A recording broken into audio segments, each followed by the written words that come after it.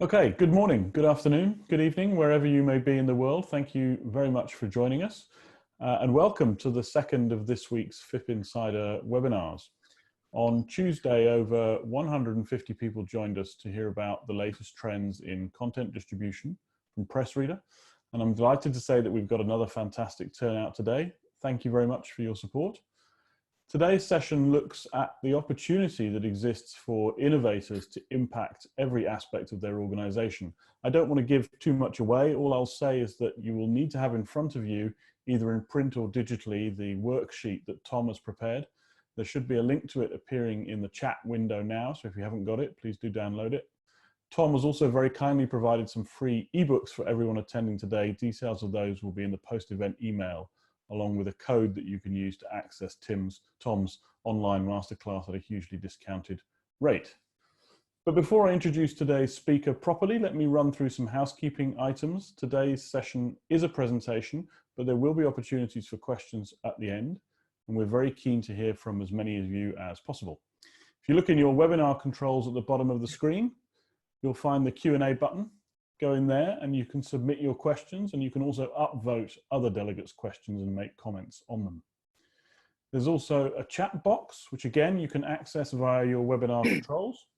You can use this to chat either privately with myself and the speaker or with the other attendees more generally, and we'll be keeping an eye on that throughout the event. Now, I recommend that you keep that box open throughout the webinar, because the FIP team will be posting comments and useful links throughout the event. These events and the work that FIP does to share knowledge across the industry would not be possible without the support of our corporate partners.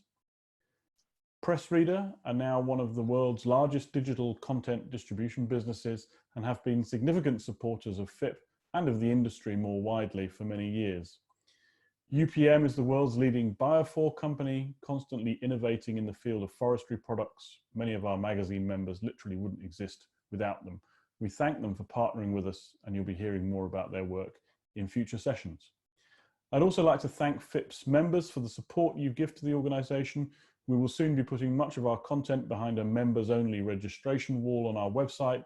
So for those of you that are not members, if you want to continue making use of the knowledge and insight that we provide, we would encourage you to join. Please contact me on james@fip.com for more details on how to do that. Before we start, just a word about FIP's current position. We rely on the support of the industry to enable us to carry out our work. Our two leading annual conferences, the Digital Innovators Summit and the FIP World Media Congress, provide the bulk of our revenue. There's no certainty to what extent we can count on income from these events in the immediate term. To continue our work on behalf of the industry, such as this new FIP Insider webinar series, we've decided to create a GoFundMe page, an initiative allowing you to contribute to support our work for the industry as you see fit. The link should be appearing now in the chat box, and if you're able to make a donation, we suggest £25. That would go a long way towards covering the cost of these webinars and allow us to continue to bring the knowledge and the networking you need to continue to grow your business. And of course, as a not-for-profit, we do not pay dividends. All income, including GoFundMe donations, is invested back into activities of benefit to the industry as a whole. Tomorrow, you'll all get a post-event email with a link to the slides and details of our forthcoming webinars, including links to sign up for those.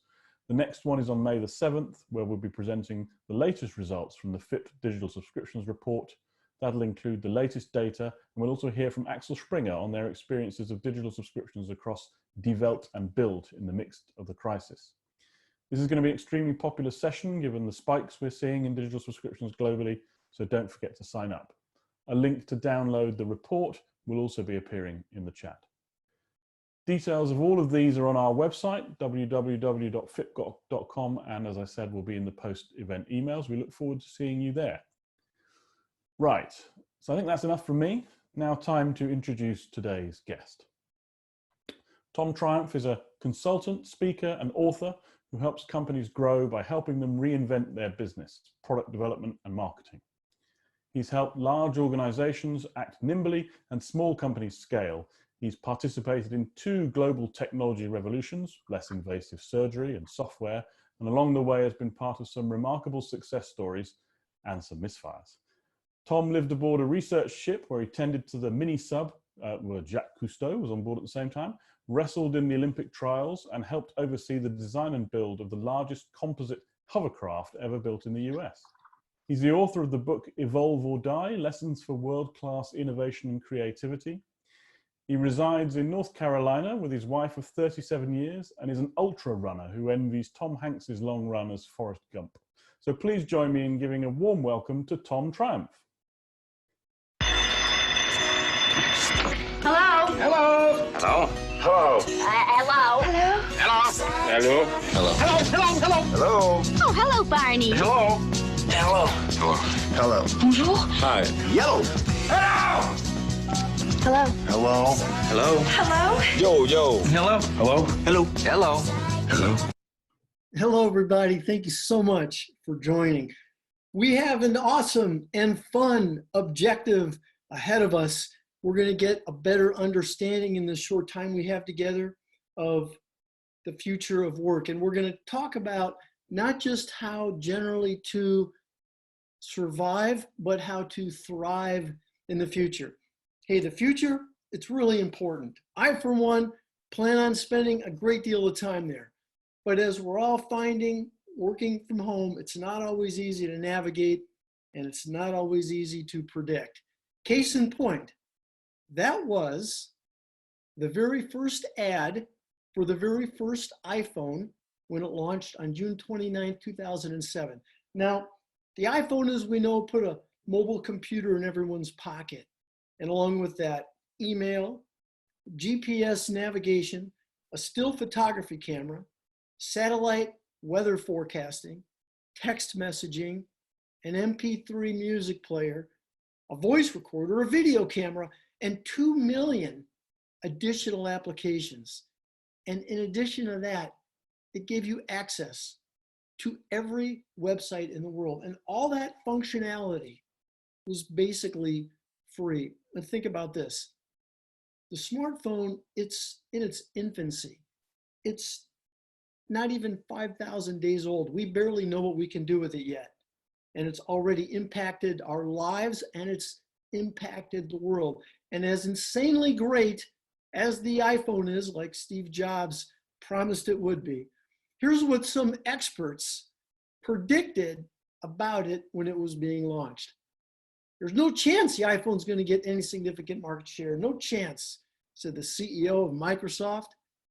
Will struggle to break into the mainstream. And maybe my most favorite, bluntest prediction of all, we predicted will bomb. Boom. Nobel Prize winning physicist Niels Bohr was correct when he said, prediction is very difficult, especially if it's about the future. But nonetheless, we're obligated to do our best to foresee how emerging technologies and trends are going to impact our lives, our families, and our work. Now, today we're going to hear woven into this conversation from a lot of experts. People like the astronaut Neil Armstrong and Buzz Aldrin, technology luminary Kevin Kelly, businessman and visionary John Scully. Some of the names and faces, no doubt, are familiar to you, others not yet, but they're all great minds. And in addition to these folks, truly, we have a secret weapon for navigating our way forward through the future, and that's each other. And I'm really privileged to be here with each of you and this collection of great minds. Now, before we talk about how we can impact the 5 pillars that are common in every organization, I wanted to just take a minute and just talk a little bit about where we are right now today, because so much has crept up on us. It's amazing. So these are US numbers, but generally I'm sure they're applicable to around the world. The latest study from the Bureau of Labor and Statistics said that the average American is in their jobs, on average, the entire country, just 4.2 years. But here's the crazy thing. It skews to about half that for younger people. That means every couple of years, people are going to be changing jobs. That's 20 different jobs in the course of someone's career.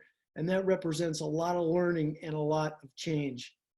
What's more, if you think back just 10, 15, 20 years ago, it was unusual to know many people who had another job outside of their day job. In the US, that had already reached 1/3 of the US workforce. And this year, 2020, it'll have climbed to 50%. Think about that. Half of everybody working is going to have another job or a tertiary job, a third job. And that represents a lot of side hustle. And what's more, people are concerned about a jobless future, and rightly so. The reputable research from Gartner finished a study that said by 2025, just 5 years, 30% of the jobs that currently exist are going to be impacted and displaced from AI, robotics, and machine learning. And we think about the impact coming from autonomous vehicles to the transportation industry, blue-collar jobs, but it's also white-collar jobs. And it's also professional jobs like doctors and lawyers. And it's also creative jobs. So what's coming? In a word, change, and a lot of it. There are more emerging technologies and issues that we'll be facing in the next 15, 20 years than there's ever been by far throughout history.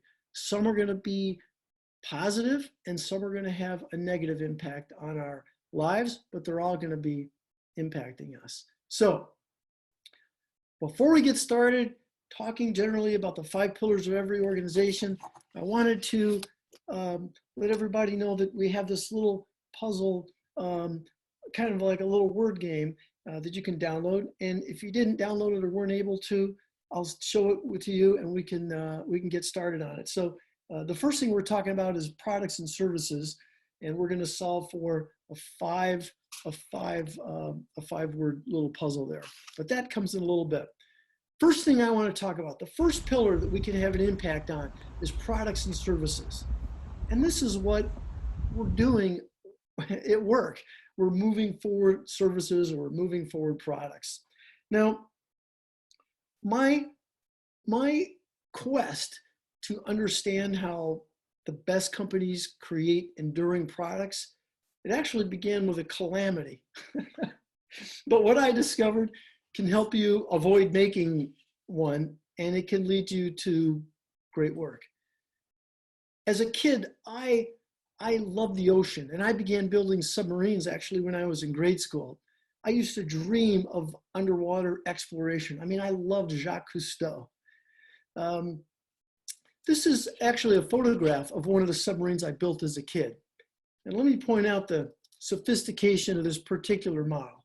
It's fabricated from 2 55-gallon steel drums that I welded together after my neighbor, Mr. Held, came over and gave me a 10-minute lesson in welding. It's powered by 2 electric trolling motors, one on each side. And they could rotate 360 degrees independently. And that let me move through the water like a fish. And that hemispherical steel nose cone, well, that's the top of a Weber barbecue grill.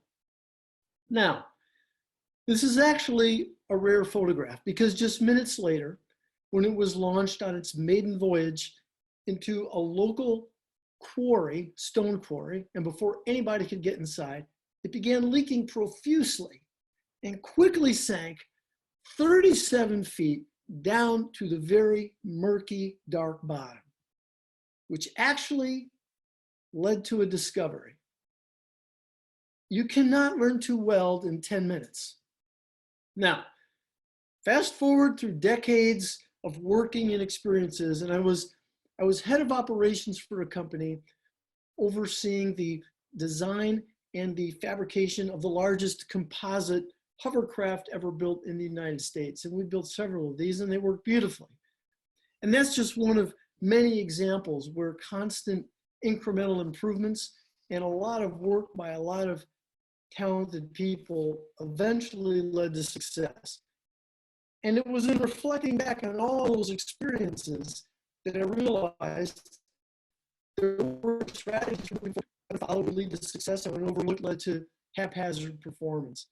And my pursuit to try to figure that out was a result of being involved in a bunch of different businesses and trying to launch a lot of different products. And sometimes there were some real successes, and a lot of times there were some failures.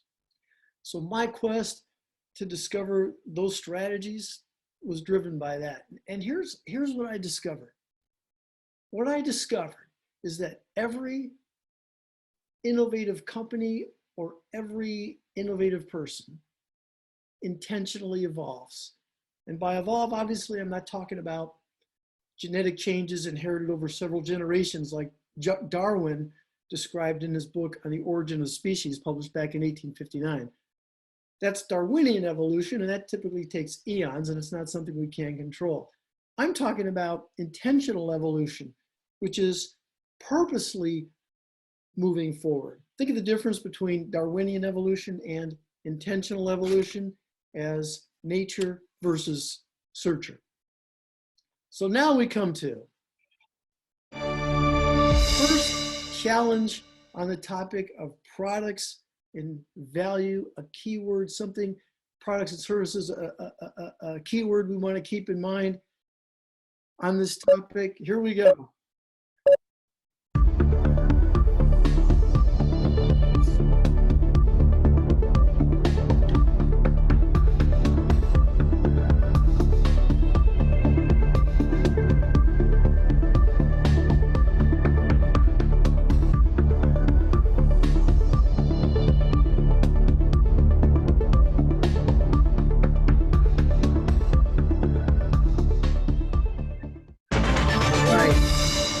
I should have said if you have the answer, just type in "got it" in the chat.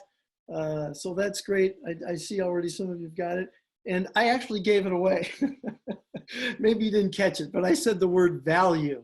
So that's the word value that we always want to keep in mind when we are delivering services and creating products, right? That's the key word. On the topic of intentional evolution, that is how organizations achieve like out of this world results, and in the process change our understanding of what's even possible. And intentional evolution is how artists, because I've studied them, it's how artists continually reinvent their art and actually reimagine the work that made them successful in the first place. And intentional evolution is how some businesses deliver captivating products, not just for a few years, but for decades. Now, here's the last comment on intentional evolution in products and services.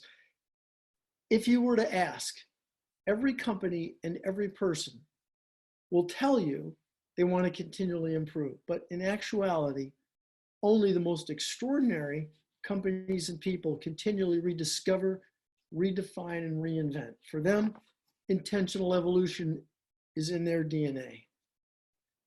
The next pillar I want to talk about is strategy. And strategy is a difference between success and failure. When I think about how far strategy can take us, I think about the summer of 1969, but not Woodstock, although I wish I would have been there. I think about a small rural town in northwestern Indiana. My parents had an old black and white, a small little TV, and there was a ghost-like gray image flickering on that screen. Along with 530 million other people, I watched on July 20th as men sitting in a metal can the size of a cramped closet for 3 days straight and traveling at speeds of 24,000 miles an hour were about to touch down on the surface of the moon. It was harrowing. It was an adventure in extreme. And it involved everything I loved as a kid: rockets and spacemen and the possibility of moon creatures. When Neil Armstrong and Buzz Aldrin touched down on the surface of the moon, the entire world celebrated. And some minutes later, the entire world held its collective breath when they opened up the hatch to the lunar module and Neil Armstrong climbed down and took that historic first step on the surface of the moon. Now, like all incredible accomplishments, this began with an audacious goal, an audacious vision.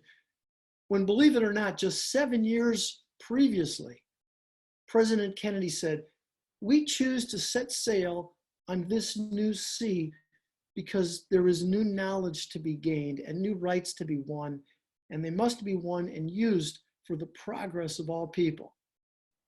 He said, I realize that in some way this is an act of faith and vision because we do not yet know what benefits await us.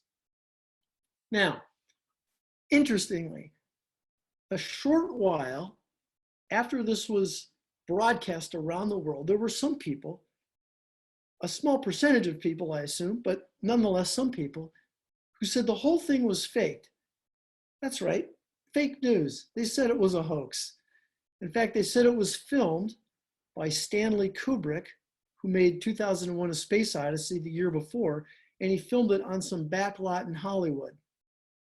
Then there were other people, other conspiracists, who had an even more diabolical idea. They said, yeah, that's true.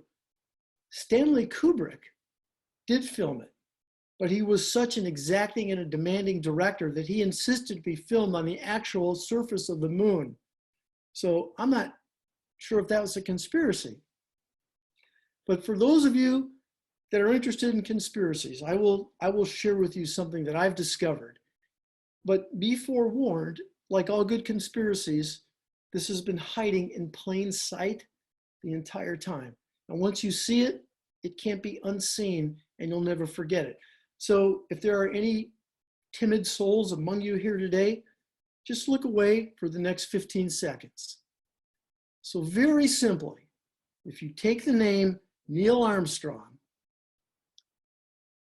and you just flip it around backwards, coincidence? I'll let you decide. When NASA was ramping up for the moon landing, they hired a scientist named George Land to help them identify their most creative employees. And George Land put together an assessment that NASA used. And using it, NASA found that 2% of their employees scored at what they termed the creative genius level. And once identified, these folks were put in positions where their creativity could be applied, and it worked out great. I mean, it helped us land on the moon and get safely back to Earth just 7 years after getting started. And all the innovation associated with the space program, it drove many spin-off technologies.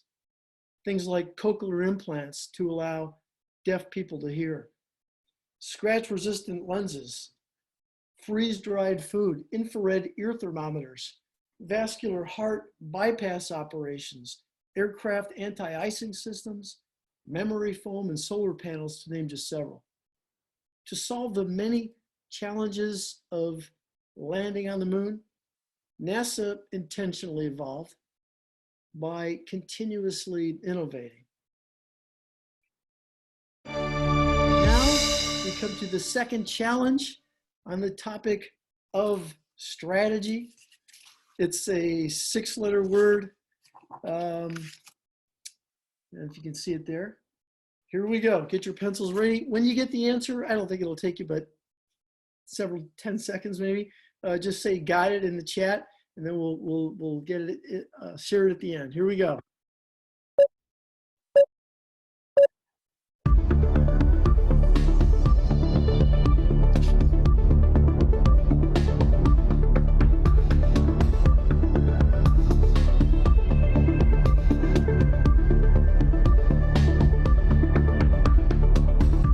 I've got it. If you get it.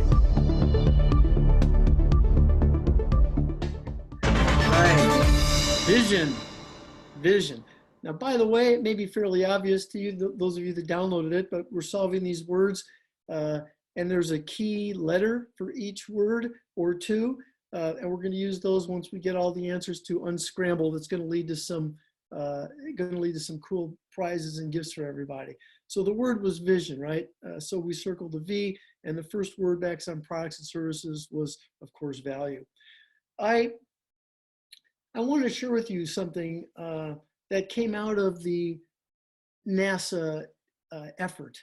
And there were a lot of things that came out of NASA. I shared with you just some of those technologies, spin-off technologies, of which there were a couple hundred actually. But there's probably something we learned that you probably don't even know about, and it's arguably every bit as important, as valuable as any of those technologies. Decades after George Land helped NASA find the 2% of their employees that scored at the creative genius level, he was retired. And he was invited to visit his granddaughter's kindergarten class. These kids were just 5 years old. And on a whim, he brought with him the same assessment used at NASA. He was shocked to find that 98% of these 5-year-old kids scored at the creative genius level. He went back 5 years later when the kids were 10. He had them take the test again. This time, 30% scored at the creative genius level. He went back yet again, another 5-year increment. The kids were 15 years old, had them take the test. 12% scored at that level.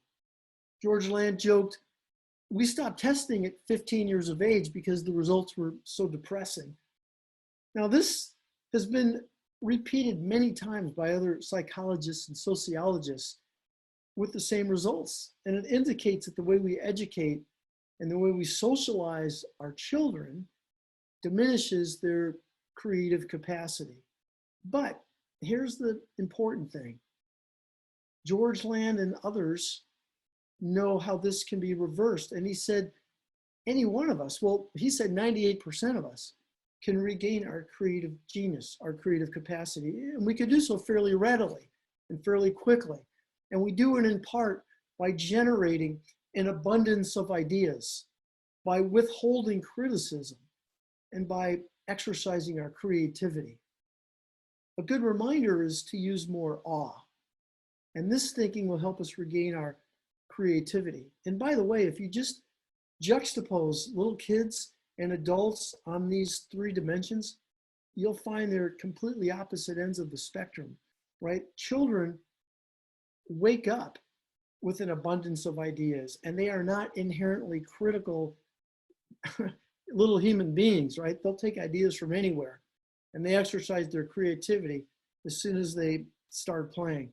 Adults on all those metrics, not so much. The next pillar I want to talk about today is, you can think of it as production or workflow, but it's really process, right? It's what we're moving forward each day, doing at work, right? As we're working on our products and services. And to talk about process, I want to talk about the British cycling team, which actually had an abysmal, there's no other way to put it, an abysmal history of performance. In fact, prior to 2004, they had only won a single gold medal in the Olympics, and they'd never won a Tour de France. In 2003, the British cycling team put a gentleman named, hired David Brailsford and made him their performance director. And Brailsford had a very simple philosophy. He thought, if we can just identify enough things and make small improvements everywhere, that should add up to be significant. And that's what they set about doing. They looked at every single thing that went into riding a bicycle. And they talked to NASA, and they talked to the McLaren racing team about bicycle frame design and about their fabrics or their clothing to lessen wind resistance. But they took it much further than that. They had the cyclists sleep on different firmness levels of mattresses and sleep with different pillows. And when they had the best sleep, they had them travel with those mattresses and pillows and swap them out in hotel rooms on their multi-day stage races. And long before COVID-19, they taught hand washing techniques to everybody involved with the cycling team, in contact with them, as well as the cyclists, like they were scrubbing in the surgery, because they knew that even having a little sniffle or a cold or feeling under the weather could impact performance. The very next Olympics was a year later, 2004. And at that Olympics, the UK cycling team won 2 gold medals. It was their best performance since 1908. And they kept making incremental improvements wherever they could. And the next Olympics in 2008, that year, the UK cycling team won what's called the medals table, meaning they won more medals than any other country there, including 8 gold medals. And they kept making incremental improvements wherever they could. At the next Olympics, 2012, the British cycling team again won the medals table with another 8 gold medals. And then Later that year, in 2012, Bradley Wiggins became the first British cyclist to win the Tour de France. And then in 2013, Chris Froome became the second British cyclist to win the the Tour de France. And then in 2014, at the Downhill World Cycling Championships, the top 3 female podium finishers, all British. The top 2 podium finishers, British.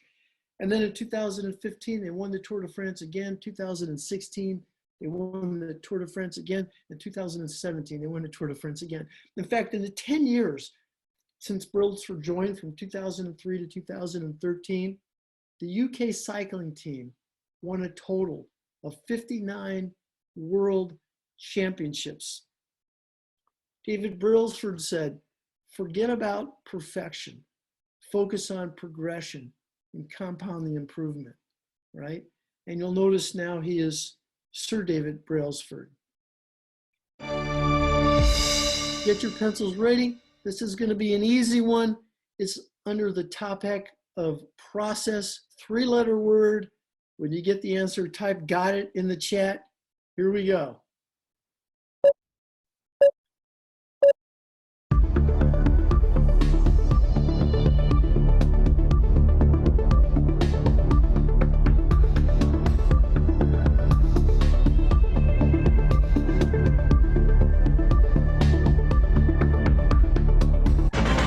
Very good. All right, what is it? 1. That was kind of an easy one, I think. 1, right? So the first letter circled, which is the O. All right. I want to talk about something that I really believe it's like your superpower, and everybody has it, although most people, the vast majority of people, in fact, don't use it. And I call it your invisible growth factor. And it sounds like fiction, but honestly, it's true. And I'll demonstrate it mathematically for you. And since we're talking about evolving, I'm going to use this little guy to illustrate. So this little dinosaur is just 2 inches tall. And let's say he represents your current capability, or maybe the current capability of your business. Now, if you get busy and you work hard and you improve by 1% a day, well, tomorrow you're going to come roaring out and you're going to be this big, which is 1/50th of an inch taller, which is impossible to see. It's about the width of 6 human hairs. And that's why I call it your invisible growth factor. But don't get discouraged and don't stop improving that 1% a day. Because even that small 1% infinitesimal amount over just 1 year, as the weeks turn into months and as the months turn into quarters, you'll transform from a little dinosaur that's 2 inches tall to one that is 6 feet, 4 inches tall in just 1 year. And that is one formidable dinosaur. Now, keep in mind, this is math. So it works. It absolutely works. But it's math. So it works in reverse too. And companies and people can decrease in capability by seemingly infinitesimal, unseeable amounts, oftentimes by doing the same thing day after day. And those small losses can compound until the results are catastrophic. And we probably have all seen examples of that.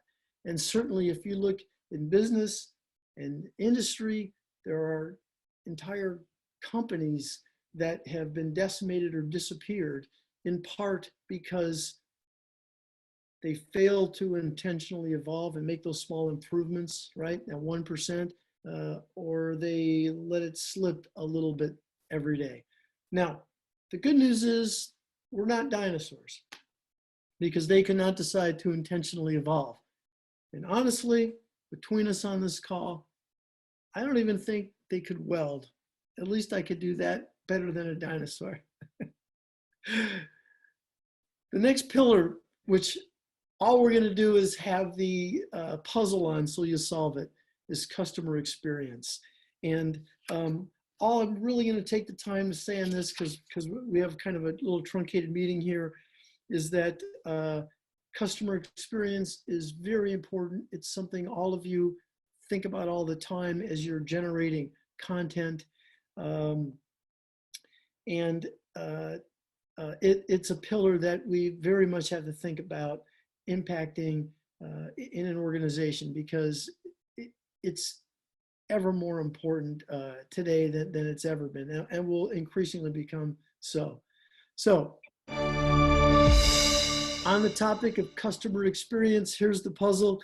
It's a 7-letter word. When you get it, type got it.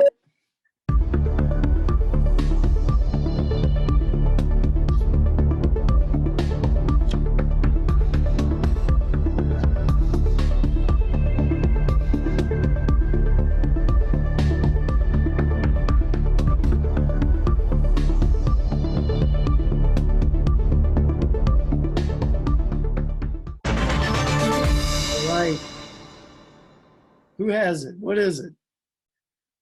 Delight. Kind of easy, I think. Delight, right. So the letter that's circled there is the L, right? The third letter. The next pillar I want to talk about is culture. And the right culture can turn a group of average people into giants. And a bad culture can take an above average team and turn them into has-beens. Here's an example of that. A large movie studio typically releases 50 to 60 feature films into US cinemas every year. Now, naturally they want everyone to be a box office hit. But despite their best efforts, maybe 5 or 6 of them break $100 million. So the odds are about 1 in 10. Therefore, the odds of a studio releasing 2 movies in a row that break $100 million, well, that decreases to 1 out of 100. My friend and Wharton Business School professor, Kartik Hosanagar, he pointed out to me the almost unimaginable success of Pixar. Beginning with Toy Story in 1995, Pixar has had 22 major releases, and every single one has broken $100 million. The odds of a studio releasing 22 movies in a row and everyone breaking 100 million is greater than 1 in a trillion. Now, Pixar begins by generating their ideas for each movie really broadly. They'll start with up to 400 or 500 different ideas, each boiled down into a 1-sentence pitch. For example, a cowboy doll is profoundly threatened and jealous when a new spaceman figure supplants him as the top toy in a little boy's room. And those ideas are then mixed and matched, and they pick the best possibility, and then the work begins. Pixar executes on countless iterations of character, of storyline and animation. This crafting and refinement, right? This 1% goes on for 4 to 5 years. Lee Unkrich, the director of Pixar of Toy Story 3, he said, "We fail a lot. We fail all the time. We just don't fail by the time the movie comes out." And Pixar intentionally evolves by continuously improving. Pencils ready? The last puzzle on the topic of culture. When you get it, type got it.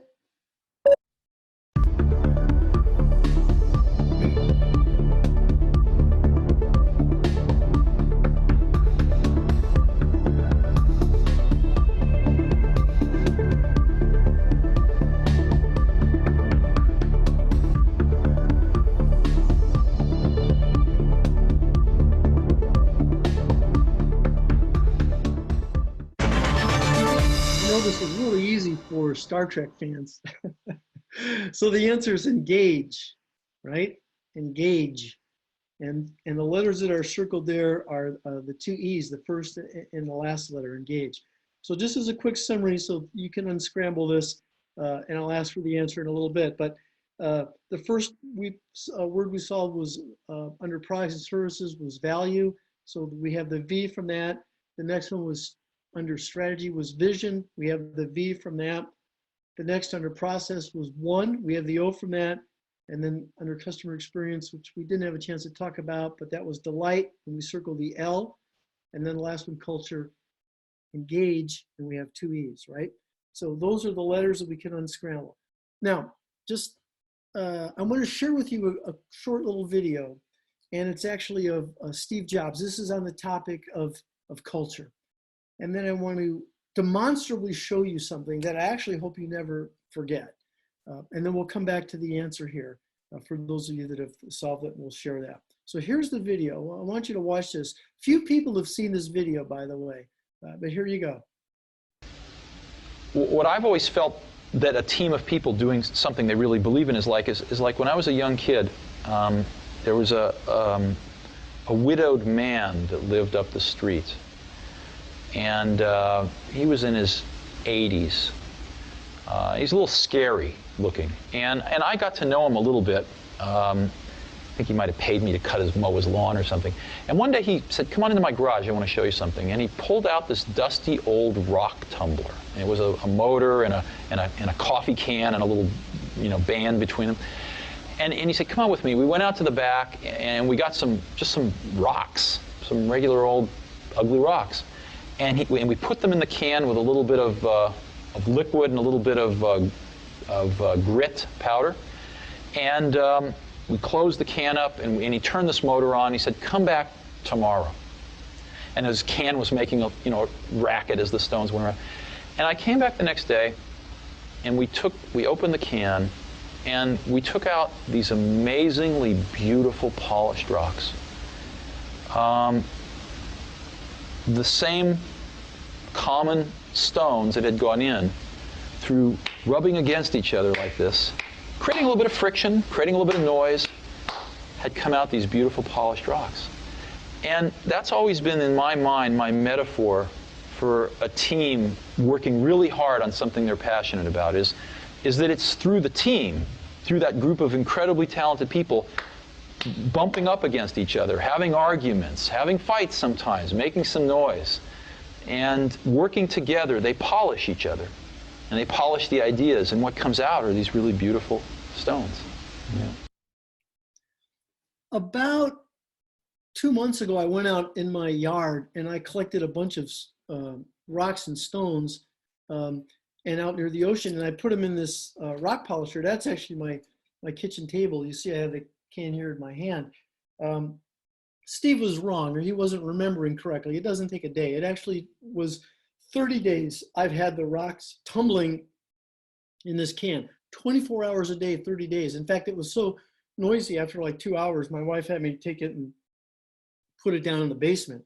But I want to show you, if you can look at the screen, I know it's kind of hard, but I want to show you the rocks that came out. I mean, they're absolutely spectacular, and each one's better than another one. I mean, they're really amazing. And let's see if I can hold a couple up here. And I wanted to just show you these because I want to make a point. I actually carry, there's a beautiful green one. I actually carry a rock in my pocket that I've polished. And I'll tell you why I do, to remind myself that just like resistance shapes our bodies physically, it's resistance that shapes our minds and our intellect and our emotions. And I carry the rock to remind myself not to wish for an easy job or an easy life, because an easy job will not provide the resistance for you and your colleagues to make something worthwhile, something meaningful. And an easy life will not reveal the character and the beauty that's, hidden inside you. And you can't fake it, and nobody can do it for you. Now, I'm not saying, purposely make your life difficult, because life's going to be difficult enough for us. But I'm just saying it's it's necessary to reveal your character and your beauty and to make great products. And that's what Steve Jobs is speaking to. And that's relevant to the topic of a culture and engagement, right? We don't want to do harm to each other, but at the same time, we want to work with each other to make great work.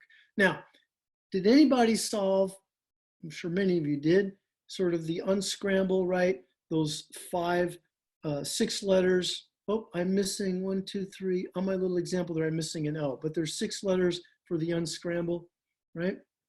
Somebody got it, Tom. Somebody in the chat got it. Yeah, very good. So I see it there, Evolve. So very simply, if you just go to the website /my name /evolve, there's some gifts there for folks. So the first thing is, which is kind of a little funny, kind of a funny little thing. But by the way, on the back of the paper, which weren't able to get because we're not in person, but on the back of it, it's got this cool dinosaur skin.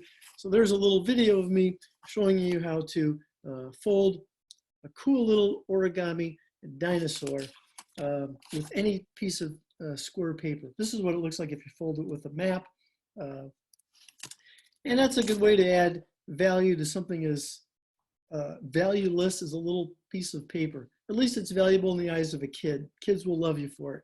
It took me several attempts. Initially, I was very good at making balls of paper, but finally I figured out how to actually fold a cool little dinosaur. I also have for everybody 2 free ebooks. One of them is a 52-page. It's mostly a lot of pictures of cool architecture and art. And it talks about what I call the call to innovate, which I think a lot of people experience as this unease. And I interpret that, and I make the case in this little manifesto that that's really the world expressing to you that, to sort of step up and develop yourself and make your mark. There's also a book for everybody by a wonderful author named Steve Pressfield called Turning Pro. And Stephen Pressfield, just very quickly, he's a very, very well-known author. He's written 18 books. One of his books you probably heard of, The Legend of Bagger Vance, which was made into a movie by Robert Redford. This is a nonfiction book. It's a very honest, personal book. It's when he decided to make something of his life and become a writer. I think you'll enjoy it. To get those books, very simply, at the bottom of that page, Tom Triumph /evolve, there's just a little form you fill out. You'll immediately get the PDF called Innovate, and then in about 8 days, I have Stephen Pressfield's permission to send everybody on this call his book, Turning Pro. I'll send that to you also.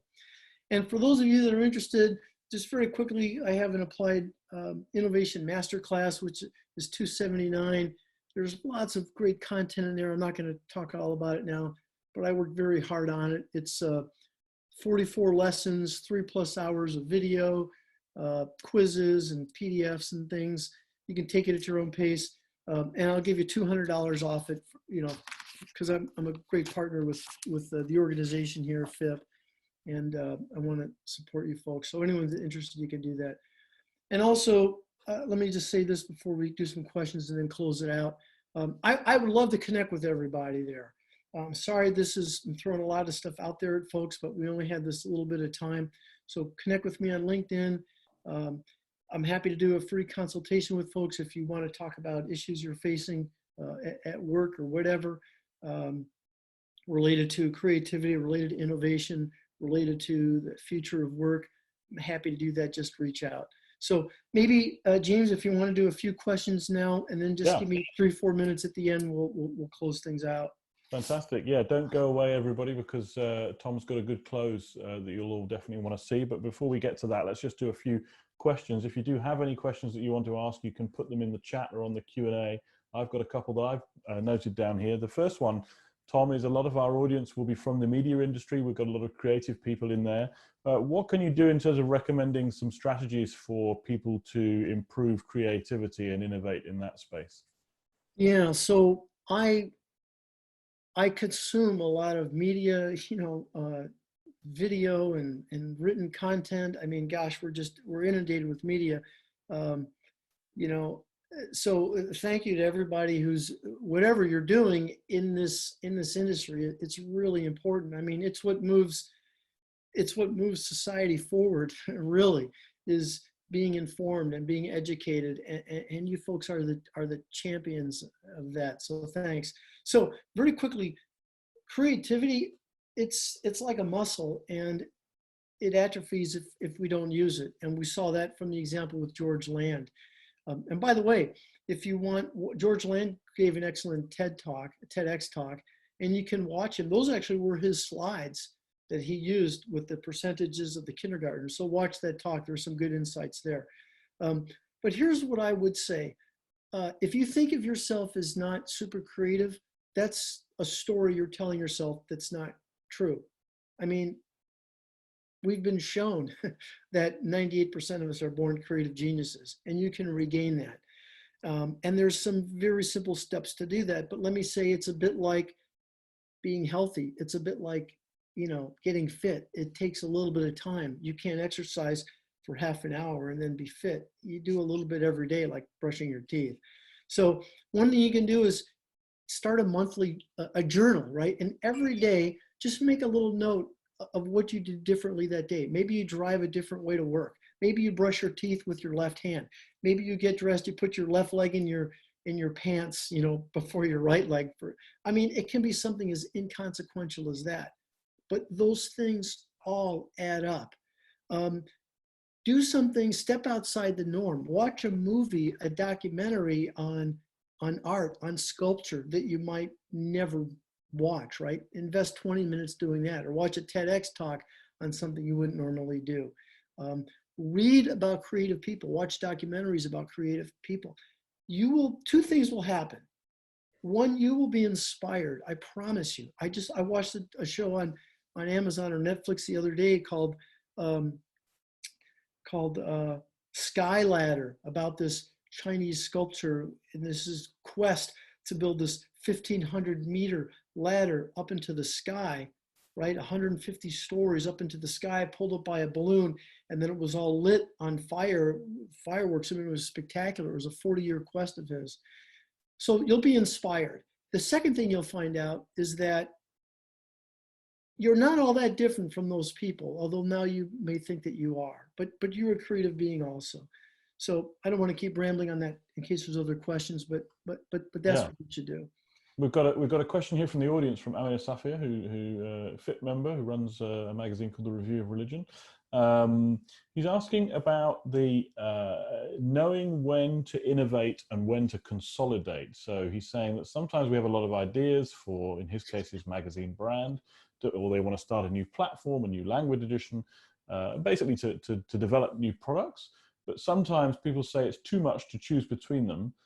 Nevertheless, he feels the need to address them, all the ideas that are coming out of the team. So how do you know when to innovate and when to consolidate what you have and do those incremental changes in your existing business? Yeah, I love that question. And it's a real question from the real world that we all live. I love the question. And let me just preface this by saying, I'll speak generally to that, but if you want to talk more about specifics, I'm happy to do that, because I don't know the details. So it's very dangerous to give advice if you don't know what you're talking about. And on this topic of yours, I don't know anything except the question. So let me speak to it generally. You want to be innovating all the time, first of all, as a general thing. You want to be innovating all the time. And you do that along two areas. You do it on incremental innovation, right? That's why, there's always a new smartphone, the 5, the 6, the 7, the X, the 2X, incremental, you have to be doing that just to stay competitive, right? That's kind of the 1% stuff we talked about. At the same time, and this is difficult for most companies to do, and there's a reason why, which we won't talk about, but you have to be looking at disruptive innovation, right? The next big thing. You want to be doing both of those things all the time to some extent. As to your question of innovating versus consolidating, they're kind of two separate things, really. You always want to be innovating. You may need to make some decisions, some business decisions, some pragmatic decisions about consolidating because you just can't do everything, and that makes sense. Remember, one of the tenets from Steve Jobs And it's still, if you look at their core principles, I think they have 11 that they operate by. One of them that remains to this day, and it's arguably one of the most important things, and it touches on what you're asking about here, is being able to say no, to strip things away. Because, there's such a thing called scope creep. You just can keep doing and doing and doing, and you have to strip away and strip down to what's essential and fundamental. And it's very difficult to do. That's general. Like I said, it would be, because I don't know enough about your stuff. But I would try to separate those two things, because they're kind of different. Innovating is one thing, but pragmatic business simplification decisions is sort of something else. But let's talk if you want. Another question from me. You showed a slide at the beginning with a bunch of emerging technology in the near future, that's coming in the near future. Can you mention 3 of those that'll be impacting our lives? Yeah. I'll impact 3, and you're probably gonna, know what they are. But I'll let me just mention them very quickly. Artificial intelligence, which is the first one, which is already impacting our lives more so than most people realize. Do you know that today, 35% of all purchases on Amazon, which is like $1 trillion, and 80% today of all shows watched on Netflix have been driven by an algorithm, right? By recommendations. I mean, that's a lot of product, and that's a lot of hours being consumed that's driven by AI. Now, here's how AI is going to be used in the foreseeable future. They're not going to be walking around, impersonating people, but AI is going to be used in the near future, the next several years. It's going to be used to improve the way we do business currently, right? It's going to be used to sort of lessen some of the workload and bring a little more insight and do things that machines do faster than us. And that makes sense, because there was a famous media theorist named Marshall McLuhan, a Canadian media theorist, and he said the first version of a new medium or a new technology imitates the medium it replaces, right? And you know this from your own experience, because all you folks are in media. But it's why the first motion pictures were shot like plays, right? Because you have a new technology and you just use it to improve what we already know. And it's the same way with AI. It's going to be used to improve what we're already doing. The second emerging technology is going to be robotics. I can talk a lot about that, but maybe I'll give one quick example of how robotics will be impacting us. There's something called the lettuce bot. You can look it up online. It doesn't look as cool and sexy as the robot Atlas that you can see doing parquet, doing gymnastics flips. The lettuce bot is just dragged behind a tractor, and it uses visual recognition. It can identify, and it knows the identity, the location of every individual plant, regardless of how big a field is. And when it's passing over, it identifies, because it's been fed 1 million different images of all the crops that grow in the area. If there's a little weed, it knows that weed, and it immediately administers a small dose of herbicide to knock that weed out. And it identifies the crop, if it's cabbage or lettuce, and it assesses what type of nutrients it needs and how much hydration, and it gives that precise amount to each individual plant. And it's huge. It just goes across a giant field. It does thousands of plants a minute.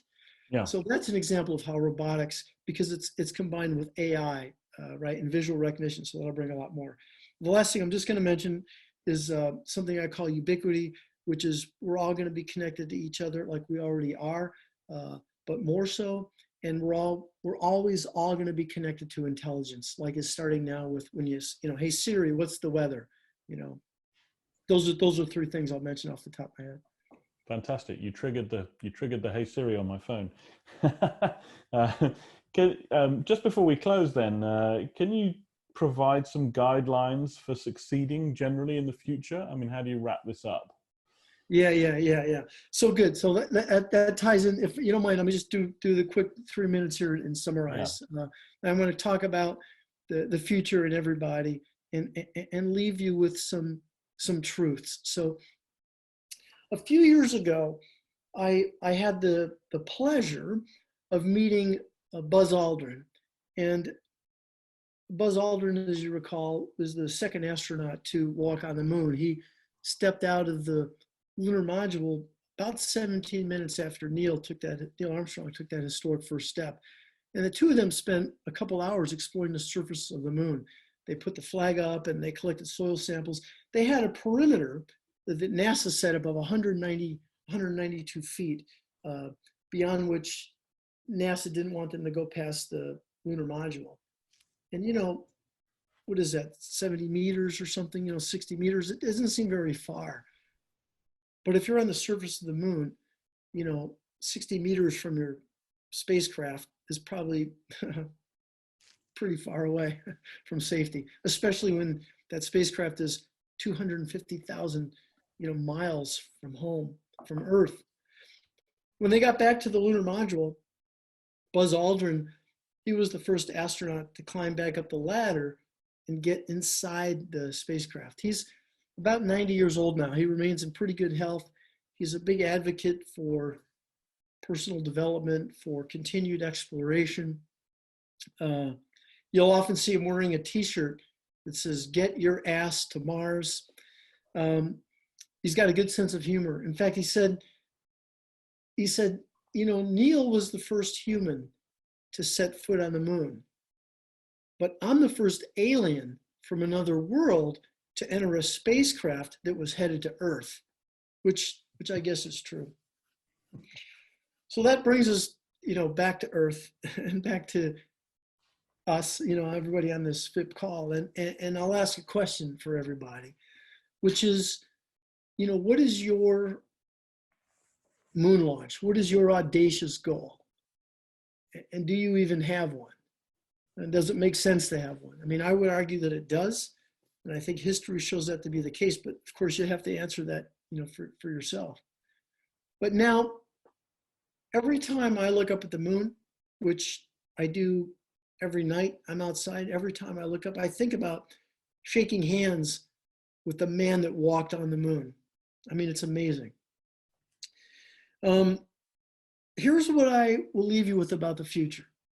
And I know this is true because if someone would have told us this 20 years ago, it would have absolutely been true. And we're going to see more change in the next 15, 20 years than we've ever seen. I promise you this is true. You will be a newbie forever in whatever it is you're doing. Your future job, it probably hasn't even been invented yet. A major skill that you can learn is going to be learning how to learn. And remember, it's in the moving forward. It's in the actual trying stuff. It's in the doing that we learn how to get things done, that we learn how to progress, right? So don't be afraid to get started on something and make mistakes. We have to believe in the impossible more often because we live with things that were impossible all around us every day and we get used to them very quickly. A computer for $500, it can beat a grandmaster in chess.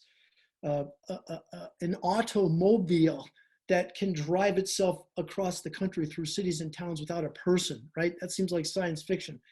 Or how about this? Is something that we don't even know how we even do yet, but we can have a machine do it. Recognize 1 billion different faces. I mean, those things seemed impossible just several years ago, and now they're common, and we just think of it as good technology. We're at the very beginning of all the changes we're going to be seeing. The best products in the next 20 years, they haven't even been invented yet. And we'll all do fine. You'll do fine in the future, in part if you practice much of what we talked about here today, developing your creativity, making incremental improvements wherever you can, working and engaging together.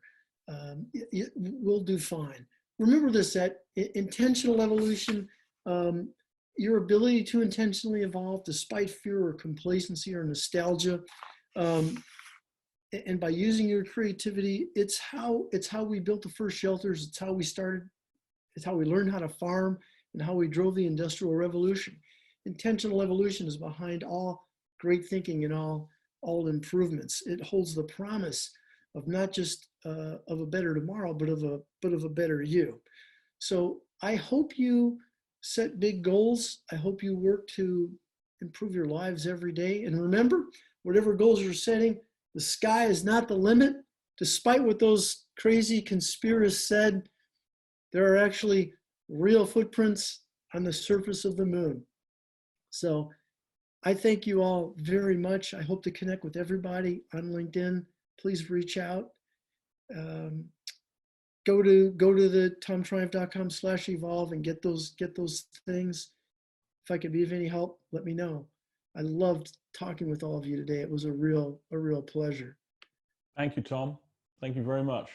Fantastic talk. Lots to think about there. Lots for us to go away and do. Remember that you can go to tomtriumph.com/evolve to pick up on all the things that Tom has very generously given us, the ebooks and the videos and how to fold the dinosaur and all that great stuff. You can also learn more about Tom from his website, and a link to that will be in the post-event email. Just before we go, very quick reminder to follow us on social. We're on LinkedIn and we're on Twitter @FipWorld, and I'm @FipCEO. It'd be great to follow you on there. And if you want to know more about our work and to know more about the forthcoming webinars, then please do follow the email newsletter. Sign up for that at fip.com as well. You will get a post-event email very shortly, tomorrow in fact, with links to the next webinar as well as links to all of the stuff that we mentioned today. If you haven't already donated to the GoFundMe, and many of you have already, thank you very much to those of you who have, please do take a moment to do that. A reminder, of course, as well, that if you're not a member, please do contact me for membership details.